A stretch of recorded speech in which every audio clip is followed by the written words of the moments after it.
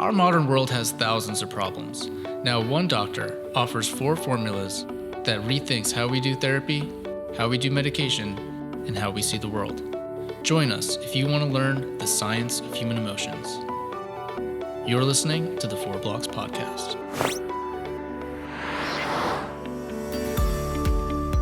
All right, welcome to the 4 Blocks Podcast. I'm Statler here with Neil and Dr. Parr. Today's topic is on addiction. Our primary purpose at the 4 Blocks is to help those suffering from the 4 blocks, anger, anxiety, depression, and guilt. But today we wanted to talk about how those 4 blocks relate to addiction. Because chances are, if you're struggling with inner peace, and especially if your main block is depression, you likely have an addiction to help you cope with those negative feelings. At least for many people, that's the case. According to the National Survey on Drug Use and Health, 19.7 million American adults have a substance use disorder in 2017. Almost 74% of adults suffering from substance use disorder in 2017 also struggled with an alcohol use disorder. So my question for you, Dr. Parr, is why do you think so many people are addicted? Well, I think it's a pretty easy question. When we don't know how we create our emotions, we're in a sense suffering. Every moment that we have, let's say any one of these 4 major blocks, and we don't really know how to cope. I had a client just the other day send me a long text, and I've been seeing her for a while, and she said, I can get out of the bad feelings, I can get out of the suffering, but then I go right back in. And then she says, I don't know what to do. And she said, I can let it go, but then it comes back. That's true. Yes, it is true. Even if you know the 4 blocks, it can come back. It comes back because it's not a cure. It's mastering an awareness of these sensations. And we create these sensations within the mind. So, Jack, what did you tell her? But what she went on to say was, do you think I need some medication, maybe some strong medication, or maybe to go see a psychiatrist? Of course, you said, hell yeah, you do. Yeah, right. And so the people want to know, they're uncomfortable, and instead of, as we say, take the breath and observe the sensation and observe the feeling and look for the silence where the thoughts come from, which is how you begin to let go of the suffering, because you can let go of the dialogue around the suffering. Suffering's really the dialogue that's a habit. And by the way, we're not addicted to the substance, which is I often have arguments with folks about. We're addicted to that sensation, the feeling. So I go to this substance, if it's alcohol, and it feels good. Quote, it makes me feel good. And that's what we want to do. We want to go to the good feeling. We don't know how to let go of the suffering we're doing, and it gives us a temporary, and this is the key, a temporary relief, without me having to do the hard work of looking at the inner dialogue and so on. Yeah, I was going to take it to a personal level because for me, I kind of have an addictive relationship with marijuana. And, that's not nearly as bad as other addictions. A lot of people would say, oh, you can't even get addicted to that. But you can get addicted to anything. It depends on your relationship to it. Biscuits you can get addicted yeah. to. Anything. And go ahead, you go ahead. Just anything that you can take into your mouth. I had a very good friend of mine that literally would get the shakes if she didn't have Coca-Cola. I mean, real, not diet, but the real Coke. I remember she was visiting me from, where was it, Alaska, I think, but wherever. And she came in late, and we drove around looking for Coca-Cola. I didn't have any in the house, so number one, she found that hard to believe. But we drove around, no telling how long, to try and find a place open. This was some years ago, to get, Coca-Cola. You sold that right around the corner with the crack. Yeah, oh, do they? Okay. But she literally would get the shakes if she didn't have that. A question, Doc, for you. Yeah.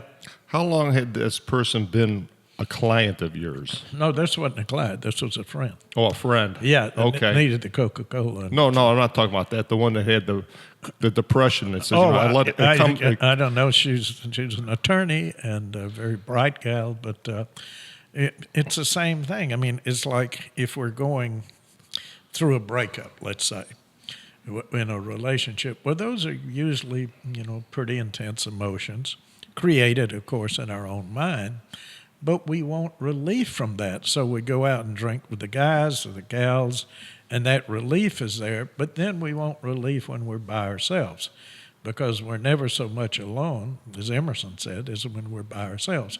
So we're in our house or condo or wherever, and we're suffering, and the alcohol is under the cabinet. So we worked before, we want relief from that. So we don't want just relief when we're out with others, we want relief totally. So we get in a habit pattern of going to what's going to give us relief. And the same thing is if with prescription medication, we run the tablet, if I take this anti-anxiety or anti-depression, then it's going to help me. And it may, in fact, as I've said before, if you get the right meds and the right dose, milligram or whatever, and there's no significant side effects, and there's not psychological addiction, which we could talk about. But if you have those four in order, then it may, in fact, help you feel better. And as I've said before, what we're interested in is in you're getting better, not just feeling better, because when you get better, you know how to let go of the dialogue in your mind that creates the suffering and or dispute it. The feelings are going to go with it. A question, Getting Doc. better, you feel better. So how long had this person been a patient of yours? Oh, I don't... Months, years? Well, as a matter of fact, she's still a patient. And I would say she's probably been seeing me 3 or 4 months. Okay, not very short time. Yeah. Because, if she was watching the program, you could tell her just to go back to, go to the 3 insights that... Right. What are you telling yourself right now to make yourself feel this way? And if you keep thinking this way, how's that going to work out for you? Well, I usually badger my clients when they come in to buy the 4 blocks that it's a supplement to the therapy that we're doing. And, if they go over it and over it and over it and over it and over it, that's what it takes to make a habit. It's like going to the gym, folks. That's right. Yeah. Yeah, we go to the gym. It's a very good analogy because we go to the gym 3 to 6 times a week, and we understand that. That's what it takes. But we're just going to be content in our lives, and we never work on what my buddy Ed Garcia in Atlanta, Georgia, which is an excellent rational therapist, and he used to call it building emotional muscle. And that's what we're doing. You're building emotional muscle. You're just creating that habit pattern, that thought pattern. Yeah. So what would you say the main heavy lifting is? Like if you're going to use that working out metaphor. Yeah. Where's the power lifting? Well, the power lifting, number one, is you've got to know how you're creating the suffering. You got to know which machine to use, right? Right. Okay. So you go to the tool that builds the emotional muscle. And the first tool, again, as I just mentioned, was observing the sensation and feeling, under this dialogue that keeps going in your head. And then look at the dialogue. You can then become aware of the thought you just were saying in your head. That's not too difficult. But most people aren't ever aware of these 60,000 sentences. Yeah, I think a lot of the times you're suffering and you're not really conscious of how upset you really are, and then you go to that coping mechanism to just feel better, but you haven't actually dealt with anything. Yeah, it's an unconsciousness that we do it like automatic. It's like getting up and So when taking a walk. Most people, either they're not aware of their inner dialogue or they're super aware, which means, I Oh, can't get gosh, out of that's me. I can't get out of my head. I lie down and my thoughts are driving me crazy. I'm the second one. I hear So that all bad. the time. Well, the Kennedy gal, as I mentioned on here once before, here a couple of weeks ago, her statement was, and she was talking about depression, she says, "I'm drowning in my own thoughts." That was in a quote on the news and so on. She's drowning in her own thoughts. Yes, and unfortunately, she didn't get to a good cognitive behavioral therapist somewhere that could teach her how to do one of two things: let go. That's one of the heavy lifting things, how to let go of these thoughts, because it's a choice. You don't have to keep thinking those thoughts. It's just a shame that It's huge. it's just a shame that this isn't out everywhere, so you can get out of your head when you're thinking these thoughts. That's right. And people say all the time, "What can you give me a shortcut, one line answer to Accept the moment.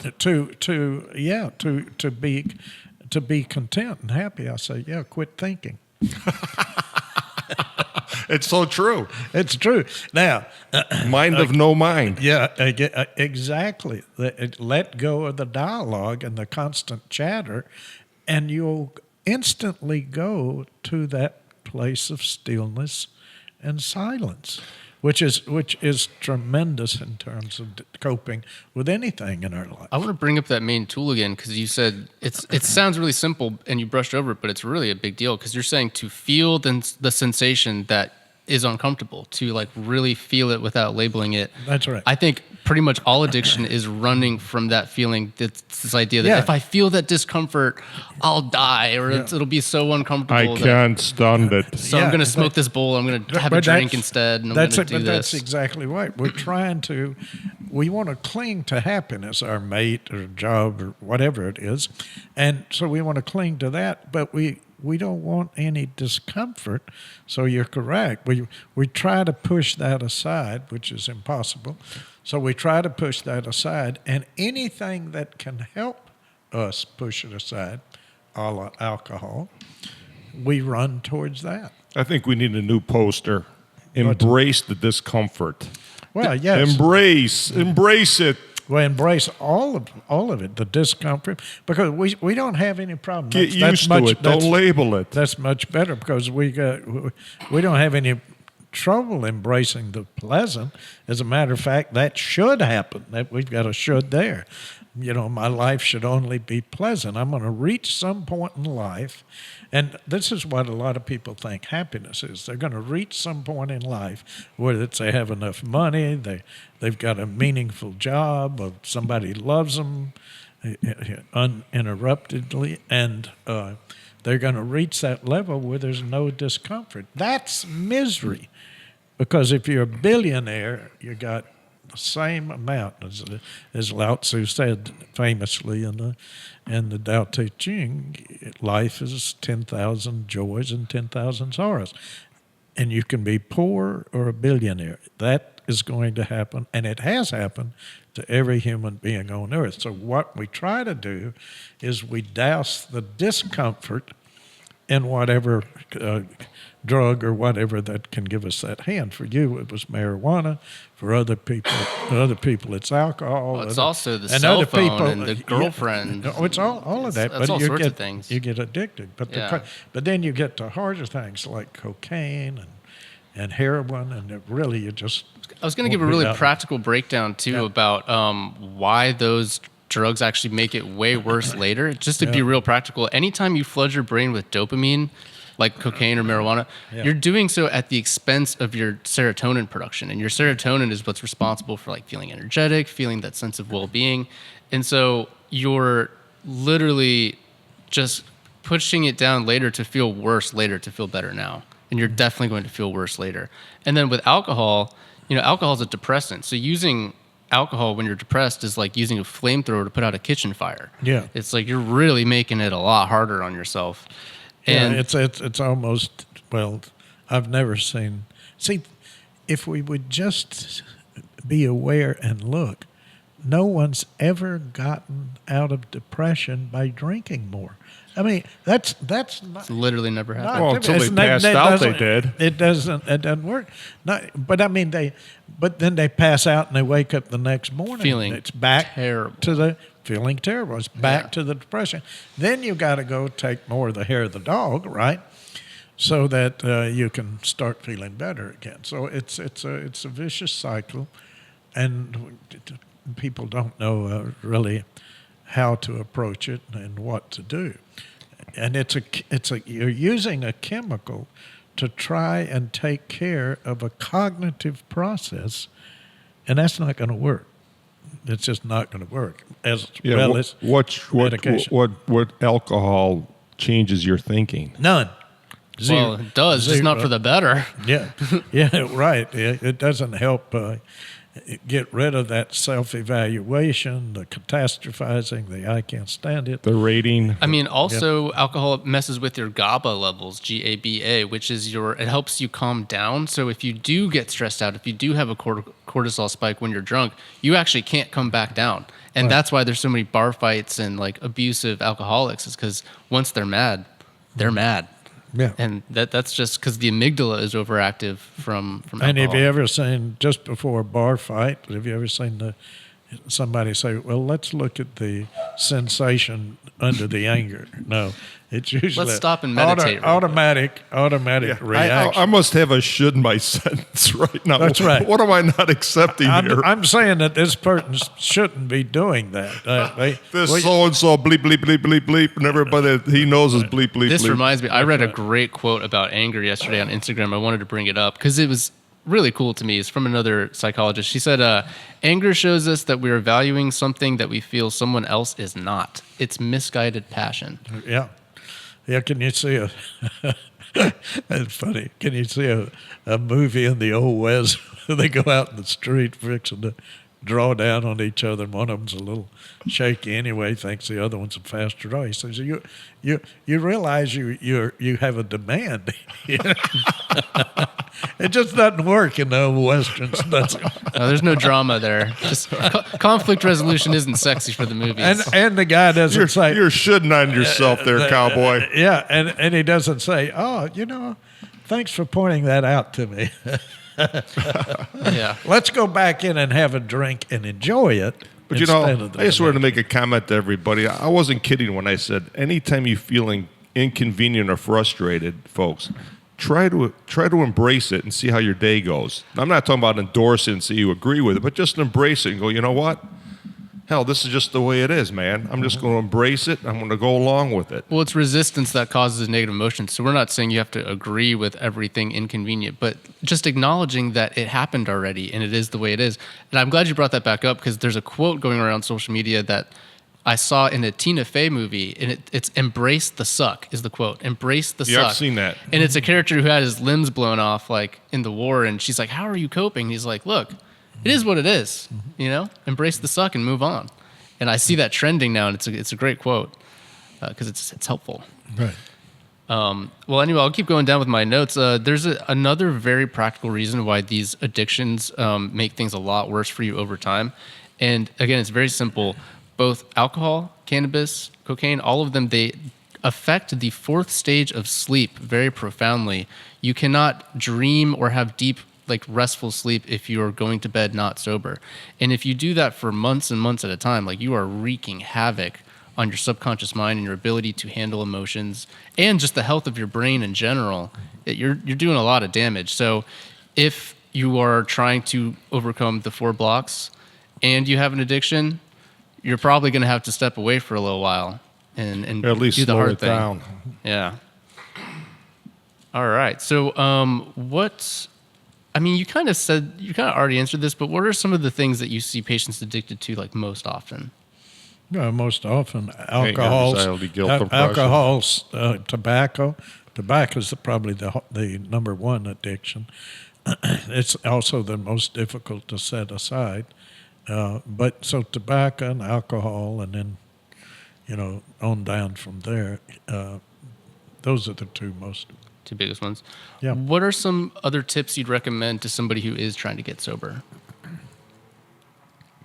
Well, yeah, you don't usually have long-term meditators that are addicted to, substances and so on. But yeah, I would recommend meditating to anyone, even kids. But again, there's all kind of there's self-help groups all over the place. There's groups like AA that is there to help support, and they have a support group. There's also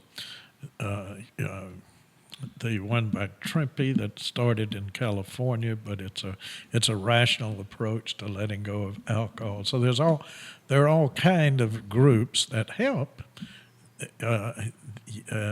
a person that has other individuals there to give them a hand that have gone through the process and so on. So those are things you can do, and you need to train somewhere, whether it's, seeing a therapist, and please see a therapist that's not going to give you medication.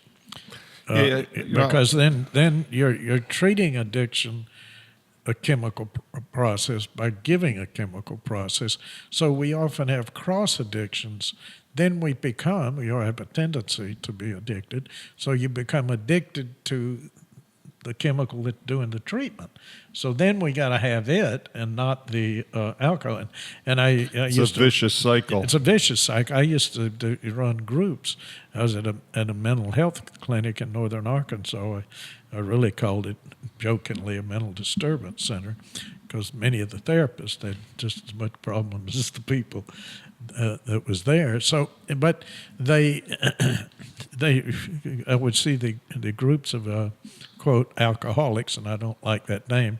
I just say problem drinkers, and it's a problem drinker. Stop labeling it and stop labeling yourself, but label the behavior you're doing as ineffective and inefficient. So that's one of the things in treatment's very important, I believe. But in these groups of, what they called alcoholics, number one, they would stand up or they would immediately say, I'm an alcoholic. It's like this label. It's like standing up and saying, my name is Vince and I'm a shit. So we're not supposed to say that's one of the words. We've known that for a long time, yeah. Doc. So, well, I know I've been trying to hide it. But what happens, they would have cross addiction. They would have breaks in the groups, and there was more cigarette smoke than I've ever seen. I mean, it was just a cloud over the group. Right. So they go from one addiction to another to help them, and then if somebody's giving them medication, then they run to the medication. As I was saying, they want to feel good. And if you look at the cigarette smoking, it's really interesting because, we talk about and meditating and so on to take a breath. Well, you're taking a breath in, and you're blowing it out. And in addition to that, you're making your heart race. Yeah, and you have that instead of calming it down. You have that drug that helps you feel better, and you do get tendencies to get addicted to that feel good instead of using your own mind, which is really the key to getting folks, over go the take addiction. a meditation class if you're trying to cut back on this, along with your support group. Yeah. Because until you get control over your thinking, none of this stuff works. Yeah, I've been, and this doesn't mean that's not the case, but I've been, as you know, we've talked about in here, I've been studying Zen and meditation for some 25 years. And the ones that are long-term meditators are, like I said a minute ago, they're never addicted. They go to a place of, when they're suffering, they go to a place of stillness and silence in their own mind. That mind of no mind. Yeah, exactly. I was going to offer 2 practical tips as well, because I always think of it in terms of, yes, it's a behavior, so it's helpful to replace it with something specific. Right. One study suggests that social connection is huge. Like, isolation is one of the major causes of addiction. Right. So the more you can feel like, your friends and like other, connected to other humans, you're less likely to use. And then two, I always recommend a lot of fitness because you're going to give yourself those happy chemicals in the healthiest way possible. You're going to get endorphins. You're going to help your stress chemicals go down. Your other hormones are going to go up, and you're going to have your circulation moving. So there's so many health benefits for you, and it'll give you a good sense of accomplishment. Because dopamine is a neurotransmitter that your brain gives you as a reward, and it's trying to reward you for accomplishments, no matter how big or small.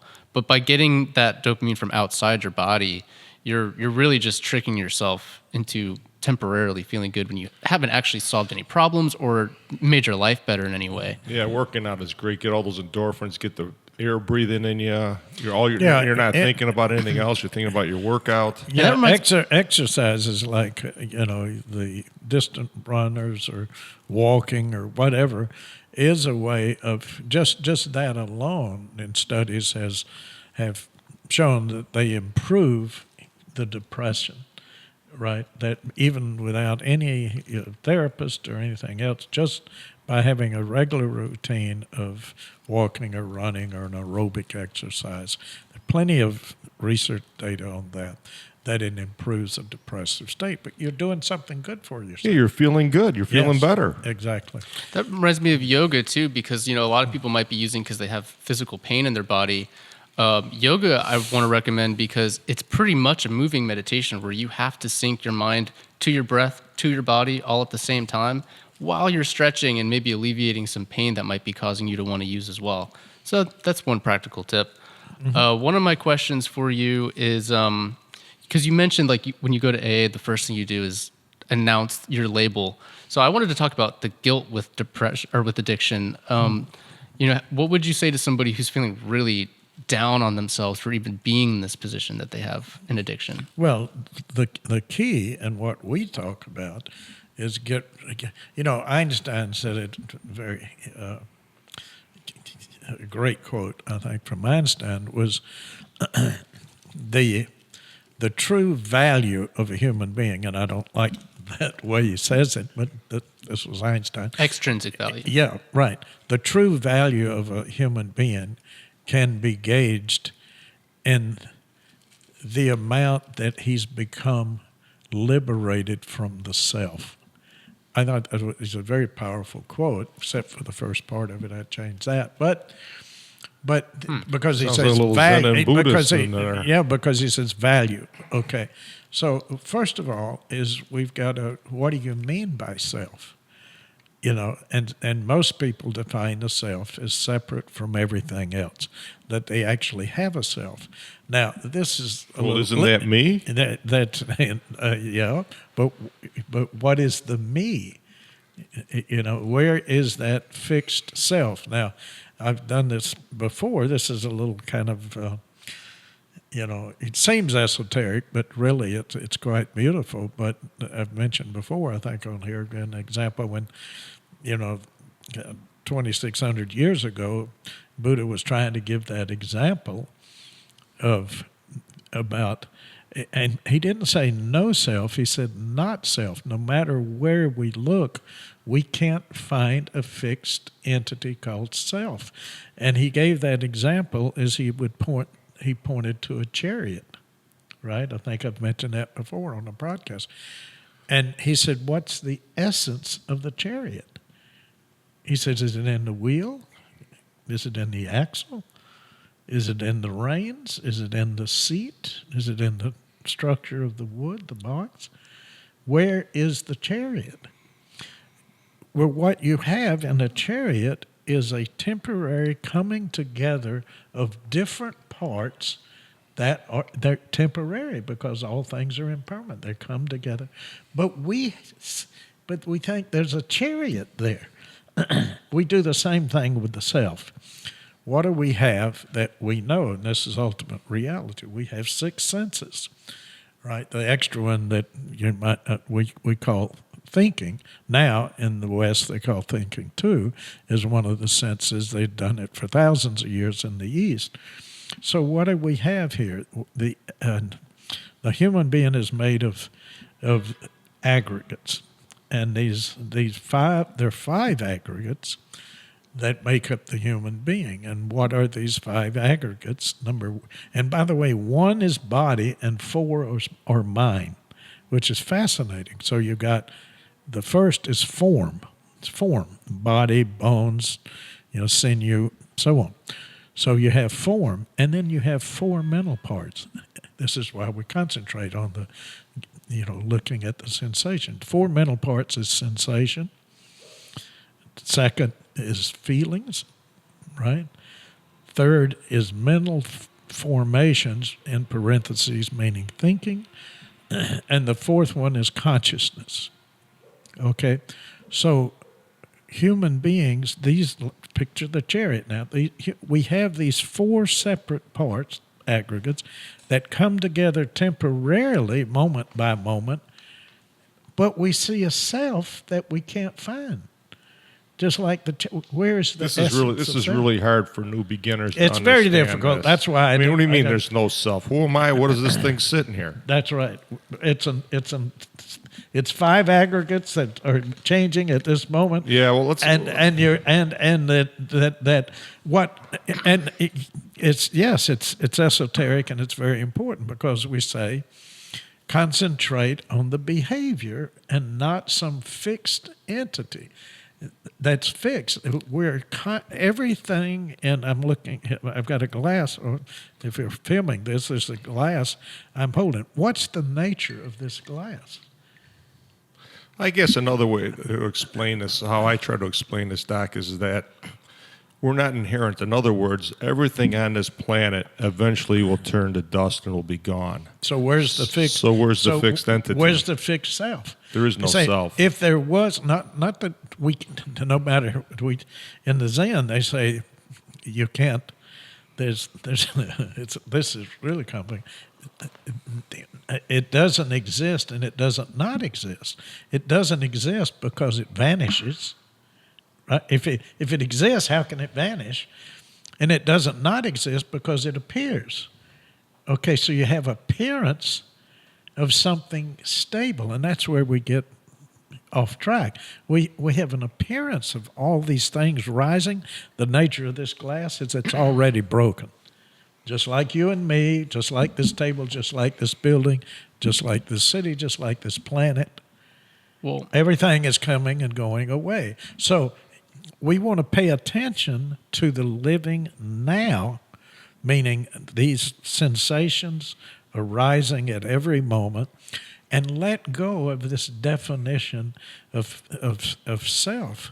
That where is that essence? So it's not saying that there isn't a self, but you can't find it. But what we can find is behavior. So let's concentrate on what we can change instead of this idea of self, because the bottom line, emotional disturbance, is rating the self, which we've never found. You go. This is really hilarious when you think about it. Let me go to the hospital and go into the emergency room and tell them that you want to get a full body X-ray and scan because you're looking for yourself.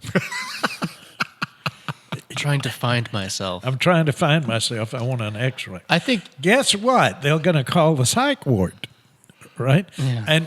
But so we get hung up on we get hung up on the essence of the chariot. Now, if this thing we call a chariot isn't moving, we go to the wheel. You don't piss and moan the chariot is horrible. You go fix the wheel or look at the axle or change the seat. That's what we're looking for. Well, what behaviors are you doing that is ineffective and inefficient for traveling smoother through life? But this idea that there's a fixed entity and self that you can rate, that's good or bad. We'll have to do a podcast just on the self. Well, I think the reason it matters is because if you have anger, anxiety, depression, and guilt, the reason why is because you're obsessed with yourself. That's right. You're thinking about yourself all day long. Is why isn't this working out for me? Why isn't it this?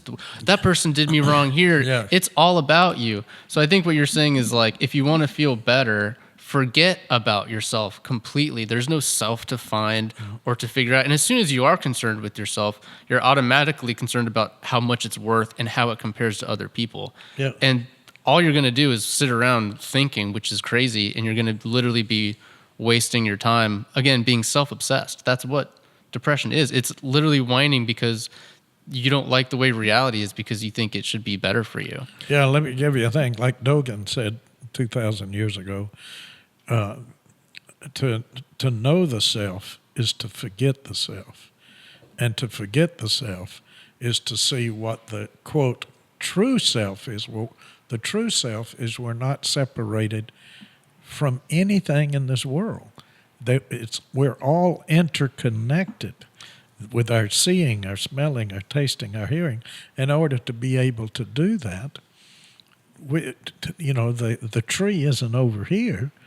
We have to have the tree, the light that comes off of the tree, the light waves come into our eyes and all those aspects that happen in our eye, the pupil, and going up to the brain and all this other kind. So we're interconnected and interrelated to all things that exist. That's the true self.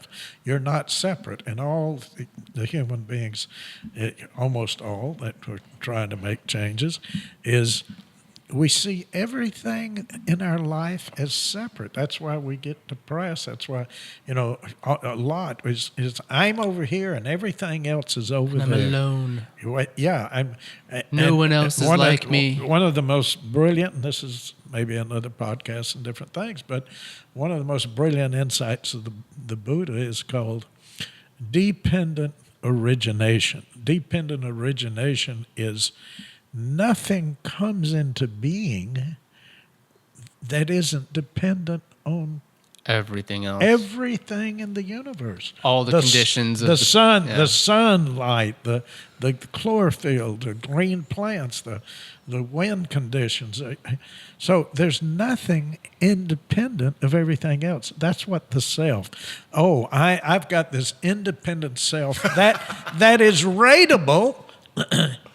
And it's easy to disprove that. So if you're a good person, which, by the way, I think the Stoics get off on the wrong track sometimes on that.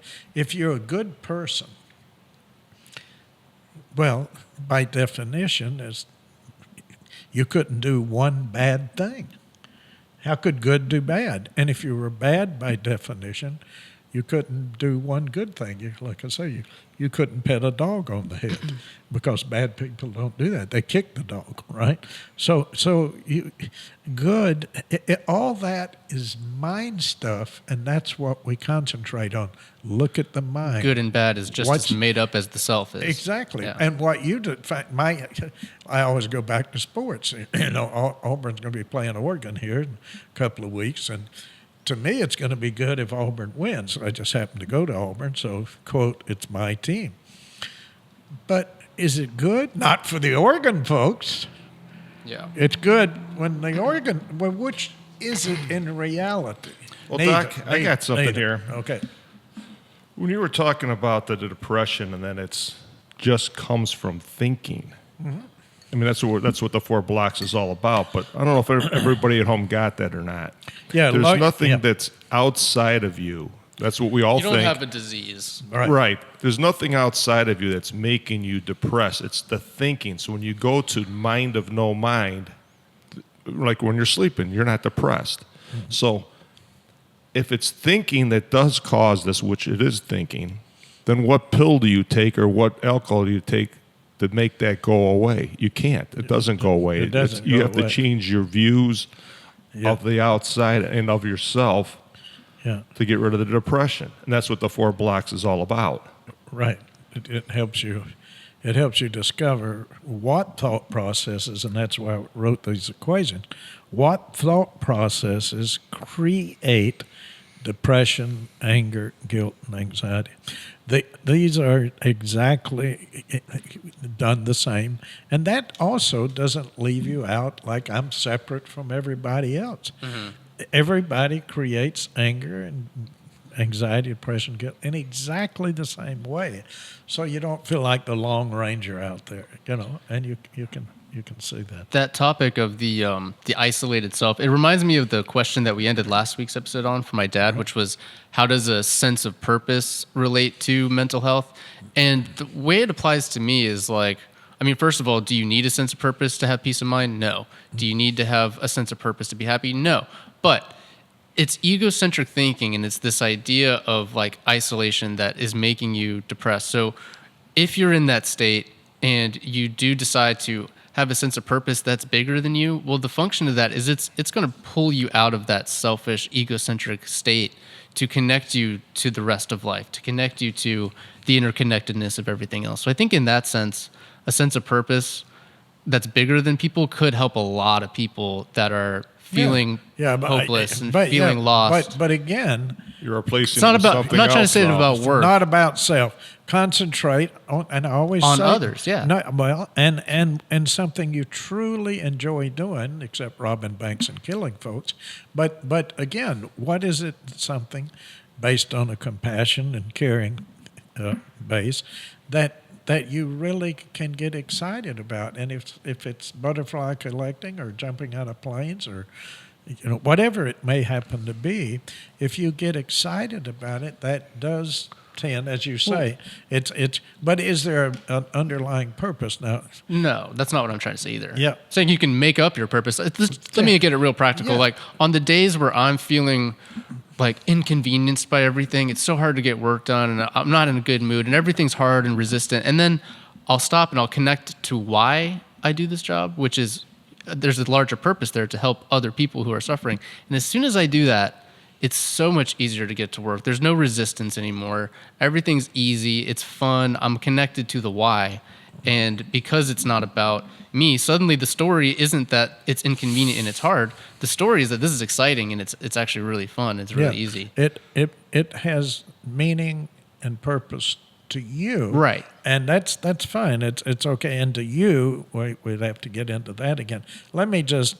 There's a great saying that I love. One of the great sayings in Zen is there's nothing outside the gate. What does that mean? It took me a long time to think. There's nothing outside the gate. Well, what? It's just what you perceive. It's your There's imagination. There's 6 gates. All the 5 senses plus thinking. When those arise, like the chariot, you got the chariot. When those arise, you have a human being. You can't. There's nothing extra and nothing left out. When those senses arise temporarily and pass away, that is the ultimate reality at that moment. There's nothing outside the gate. And what we're looking for, and that's where I thought maybe your dad was talking about, what all humans tend to be looking for is meaning. That's outside the gate. That's meaning in life. That it has a purpose. See, we want, the reality is that these are arising and at every moment. That's the ultimate reality. But we want meaning, we want purpose, and we want there to be a universal plan for me. Permanence, yeah. Again, I'm self important, again. and I'm important in that plan. When you concentrate, as you do in meditation, you see, and by the way, we're not trying to push away anything in meditation. We're wanting to touch reality. The reality You're just not attaching to it. It's all these, Experiencing it. All these things are coming up at every moment.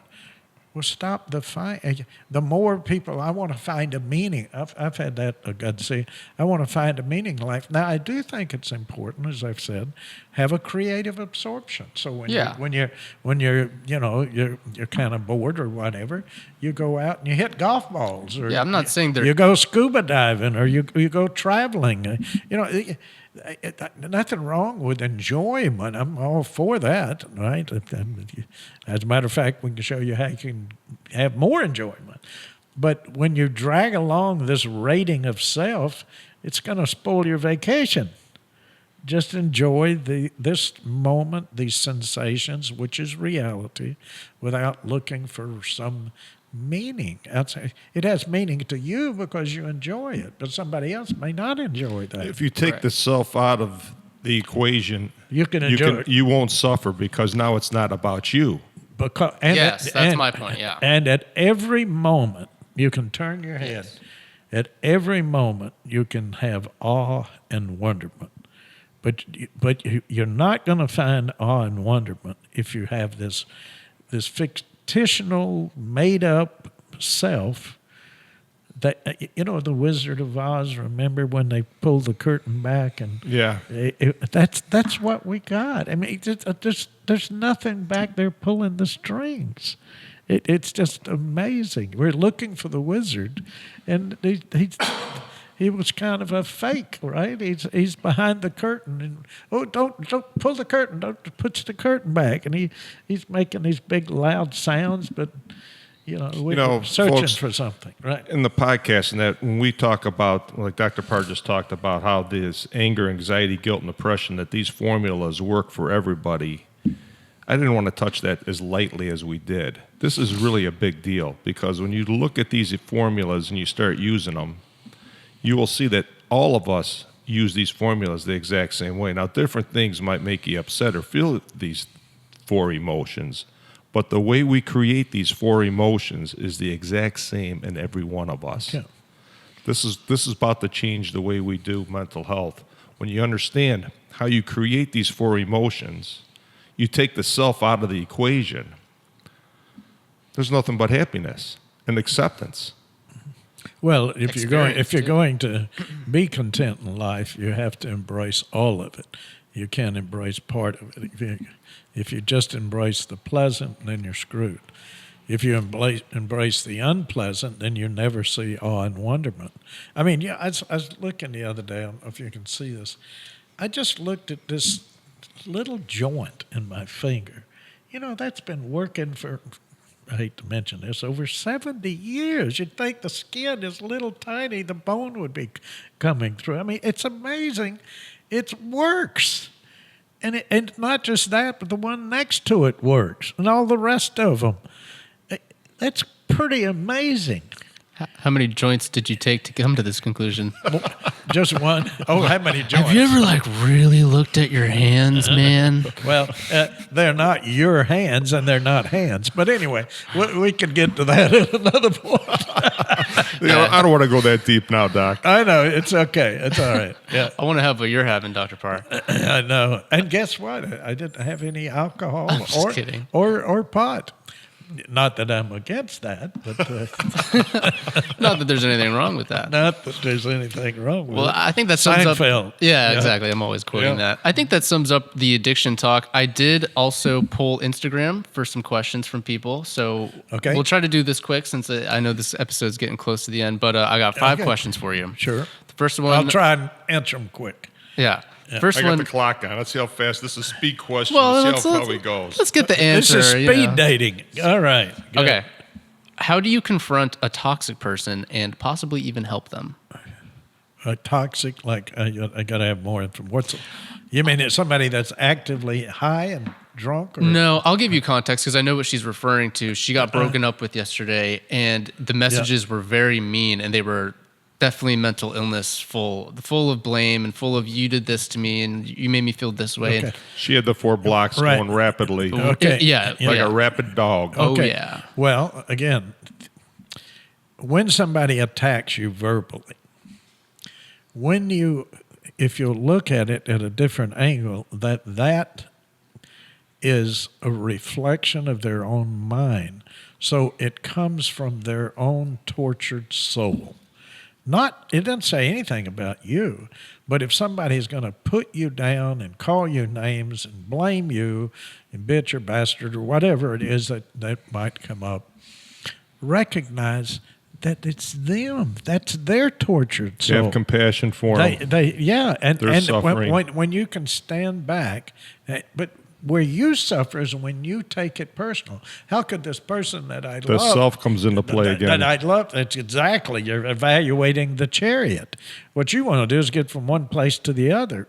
Well, so anyway, that's it. No, when somebody is attacking you verbally or whatever, not physically, of course, that's a different story, but verbally attacking you, it's their tortured soul. If your mind is clear, your mind is content, you don't attack people verbally.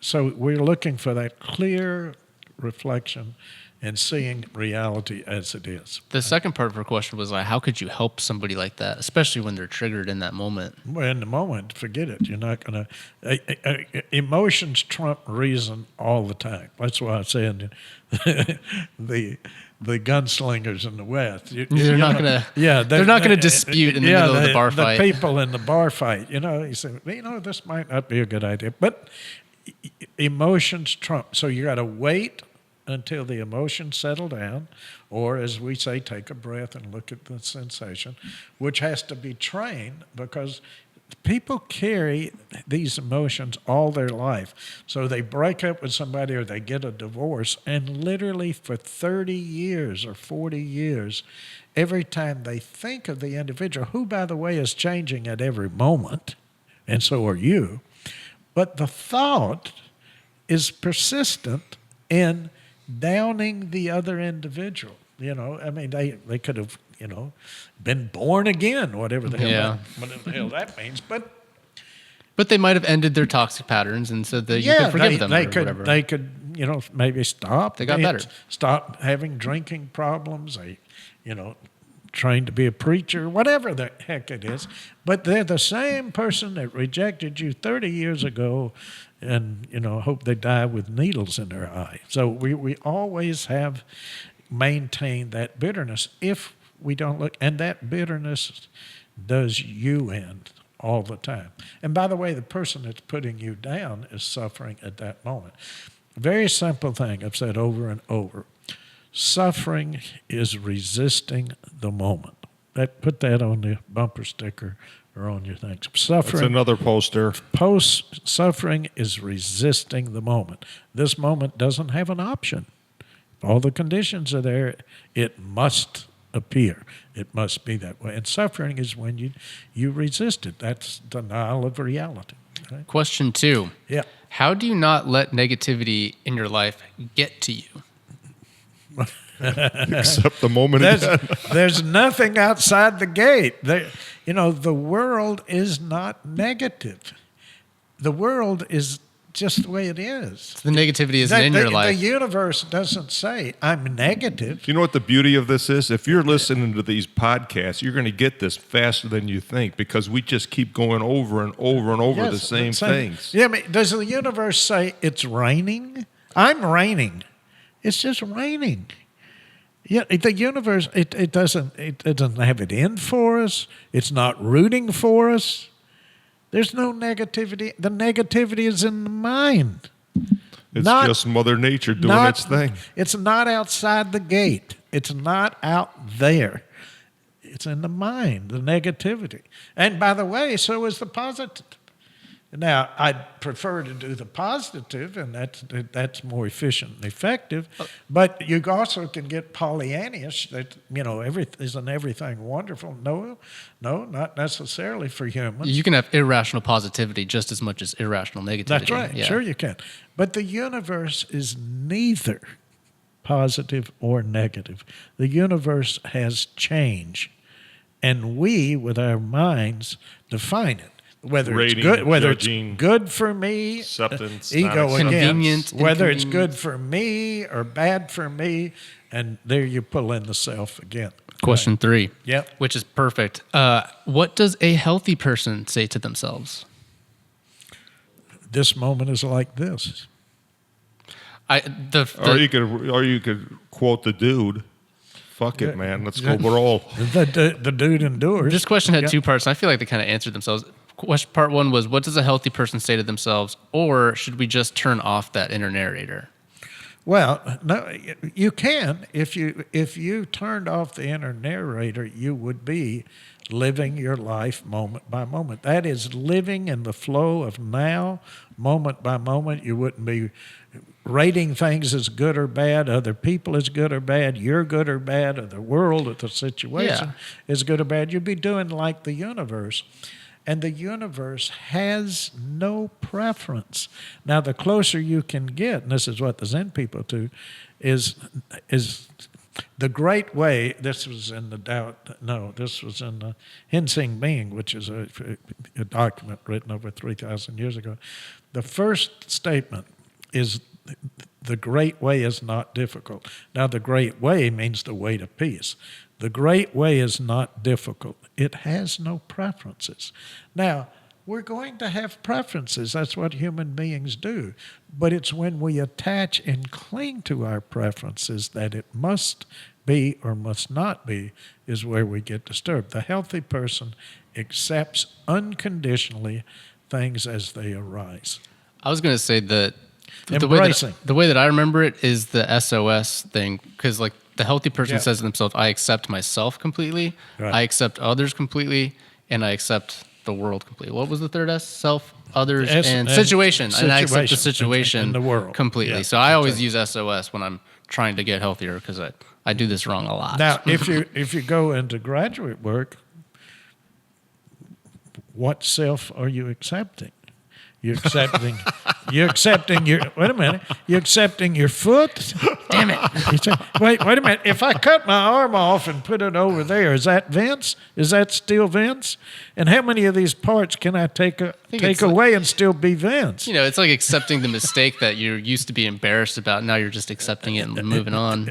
Accept that behavior. So if you really want to get advanced, Separate behavior from self. Yeah. And but I teach SOS. So you first learn SOS, unconditional acceptance of self, others, and the situation.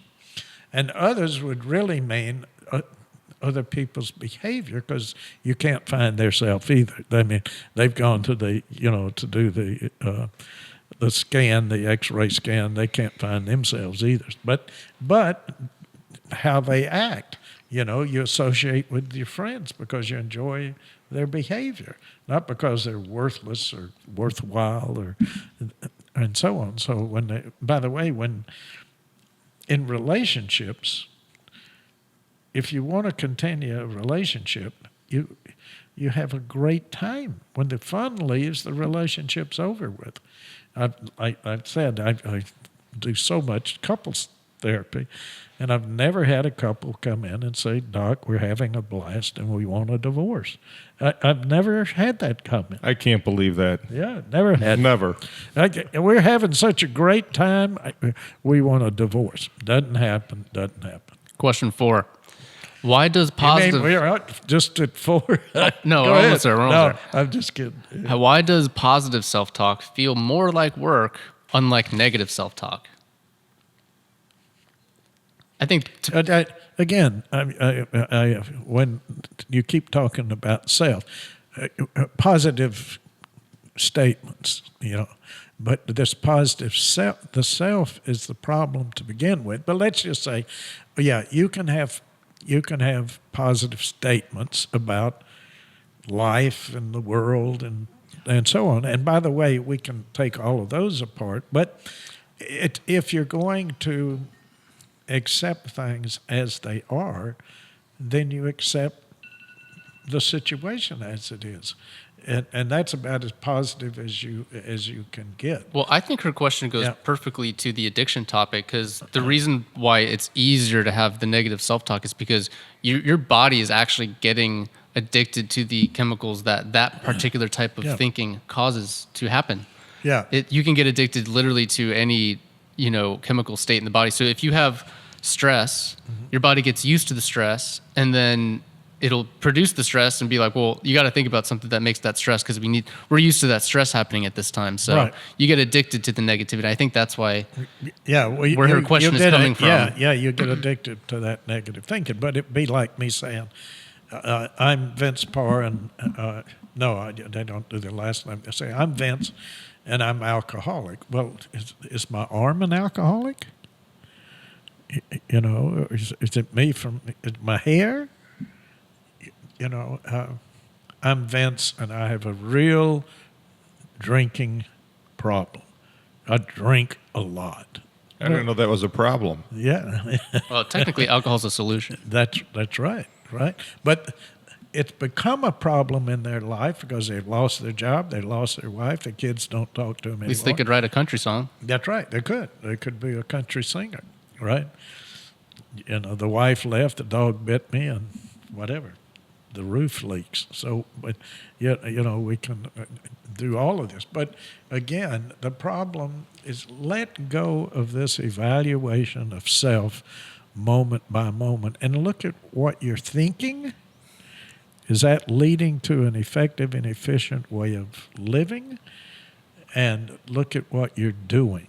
So doing and thinking equals your behavior and so on. It doesn't equal some self that we that's not separate from everything else in the world. Well, we just hit 1 hour, so I'm going to leave one question on the chopping block. But what is it? Everybody's going to want to okay. know. All right. Yeah, okay. yeah. Well, it's the same stuff. Again, it's how can somebody look at their behavior objectively to determine if somebody else's criticism is simply projection or if it is actually constructive criticism? Yeah, well, that's a great question. So you notice you left out self and rating and all that. This one's about behavior, finally. Yeah, finally about behavior. And that's interesting because you had 4 about self, and that's your main problem. But anyway, so about behavior. Well, look at your behavior. Are people avoiding you? You know, are you having less difficulty in quarrels and, you know, with people around you? I mean, does the family hasn't boycotted you or has? You know, so look at the behavior. You have goals in life. You want to, number one, you want to be happy, and you want to surround yourself with others who add to that joy. Well, is that behavior you're doing interfering with those main goals, being happy yourself and surrounding yourself with others that you enjoy and add to that contentment and happiness? Right on. Right. Okay. Well, check out our website, the4blocks.com. If you want more help, you can take our video course on there. Our book will be coming out here soon in the next month, so be looking out for that, and we'll see you next week.